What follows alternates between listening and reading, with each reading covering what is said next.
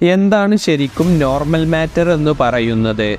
ഈ പ്രപഞ്ചത്തിൽ നമുക്ക് കാണാൻ സാധിക്കുന്ന പദാർത്ഥങ്ങളെയാണ് നോർമൽ മാറ്റർ അഥവാ ദ്രവ്യമെന്ന് പറയുന്നത്. നമുക്കിന്ന് ഈ പ്രപഞ്ചത്തിൽ കാണാൻ സാധിക്കുന്ന നക്ഷത്രങ്ങളും ഗ്രഹങ്ങളും ബ്ലാക്ക് ഹോളുകളും ന്യൂട്രോൺ സ്റ്റാറുകളും അങ്ങനെ നമ്മുടെ കണ്ണുകൾ കൊണ്ട് കാണാൻ പറ്റുന്ന എല്ലാ പദാർത്ഥങ്ങളിലും അടങ്ങിയ മാറ്ററാണ് നോർമൽ മാറ്റർ. മനുഷ്യർ മുതൽ ഗ്രഹങ്ങൾ വരെ നമുക്ക് കാണാൻ സാധിക്കുന്നതും സ്ഥിതി ചെയ്യാൻ മാസ് ആവശ്യമായിട്ടുള്ളതുമായ എല്ലാ സബ്സ്റ്റൻസിനെയുമാണ് നോർമൽ മാറ്റർ എന്ന് പറയുന്നത്.